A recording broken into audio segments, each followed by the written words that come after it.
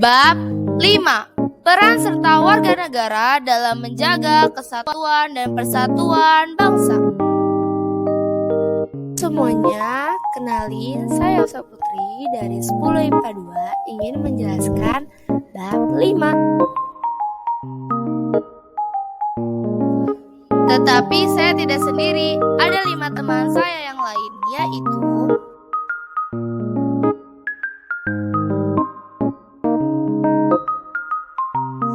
Halo, saya Puja. Halo, saya Sekar.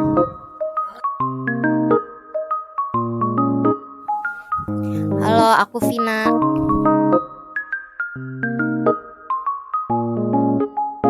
Halo, saya Syifa.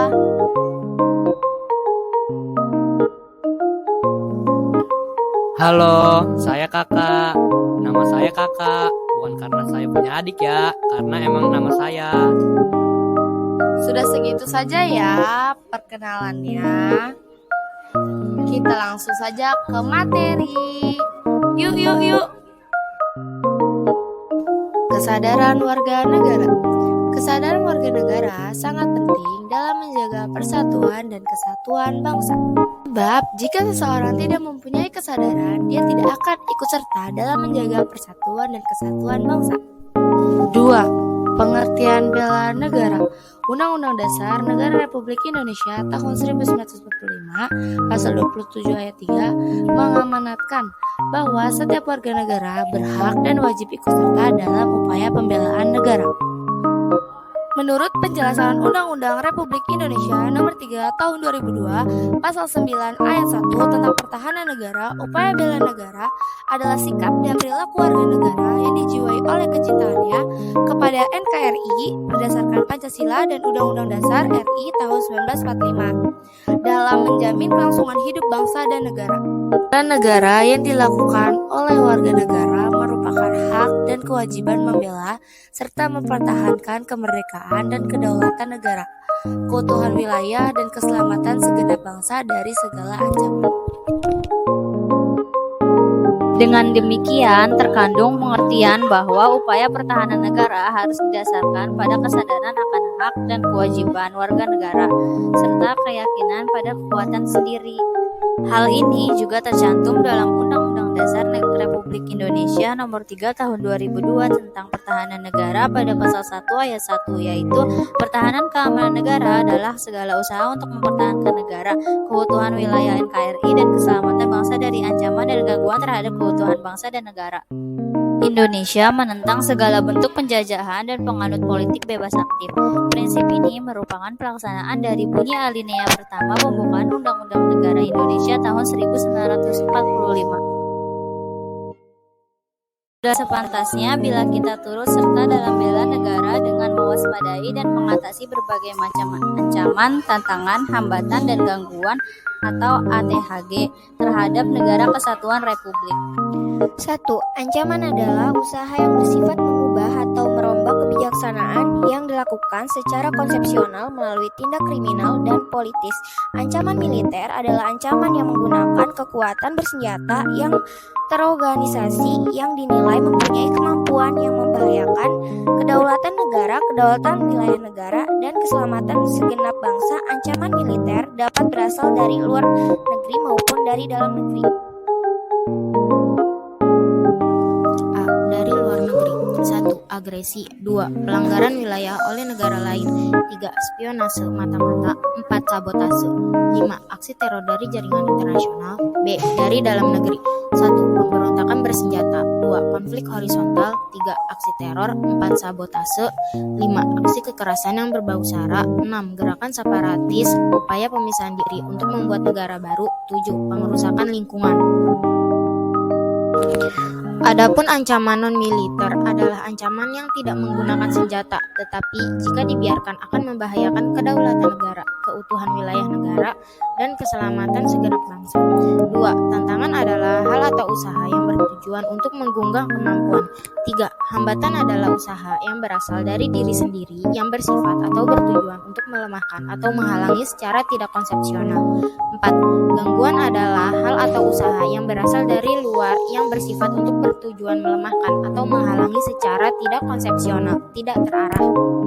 Beberapa dasar hukum bela negara. Yang pertama, TAP MPR nomor 6 tahun 1973 tentang konsep wawasan Nusantara dan keamanan nasional. Yang kedua, Undang-Undang Republik Indonesia nomor 29 tahun 1954 tentang pokok-pokok perlawanan rakyat. Yang ketiga, Undang-Undang Republik Indonesia nomor 20 tahun 1982 tentang ketentuan pokok Hankam Negara RI, diubah oleh Undang-Undang Republik Indonesia nomor 1 tahun 1988. Yang keempat, TAP MPR nomor 6 tahun 2000 TNI dengan Polri. Yang kelima, TAP MPR nomor 7 tahun 2000 tentang peranan TNI dan Polri. Yang keenam, Amandemen Undang-Undang Dasar Negara Republik Indonesia tahun 1945 Pasal 30 ayat 1 dan 2 menyatakan bahwa tiap warga negara berhak dan wajib ikut serta dalam usaha pertahanan dan keamanan negara yang dilaksanakan melalui sistem pertahanan dan keamanan rakyat semesta oleh TNI dan kepolisian sebagai komponen utama dan rakyat sebagai kekuatan pendukung. Ada pula pada pasal 27 ayat 3, setiap warga negara berhak dan wajib ikut serta dalam upaya pembelaan negara. Yang ketujuh, Undang-Undang Republik Indonesia nomor 3 tahun 2002 tentang pertahanan negara. Ayat pertama, setiap warga negara berhak dan wajib ikut serta dalam upaya bela negara yang diwujudkan dalam penyelenggaraan pertahanan negara. Ayat yang kedua, keikutsertaan warga negara dalam upaya bela negara. Dimaksud ayat 1, diselenggarakan melalui kegiatan-kegiatan sebagai berikut, yakni yang pertama, pendidikan kewarganegaraan, yang kedua, pelatihan dasar kemiliteran, yang ketiga, pengabdian sebagai prajurit TNI secara sukarela atau wajib, dan yang keempat, pengabdian sesuai dengan 4. Kesediaan warga negara untuk melakukan bela negara. Yang A.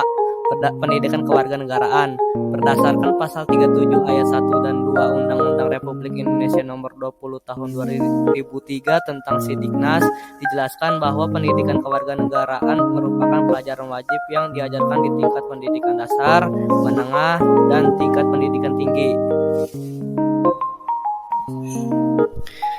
B. Pelatihan dasar kemiliteran. Selain TNI, salah satu komponen warga yang mendapat pelatihan dasar militer adalah siswa sekolah menengah dan unsur mahasiswa. Unsur mahasiswa tersusun dalam organisasi resimen mahasiswa atau Menwa. C. Pengabdian sebagai tentara nasional Indonesia.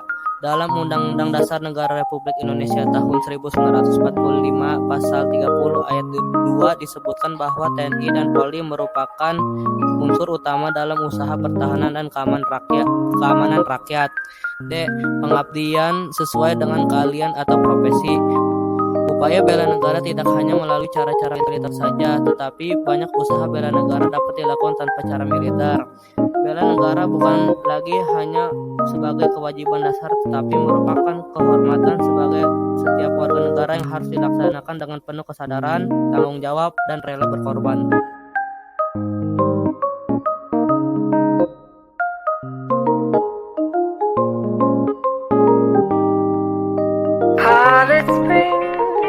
like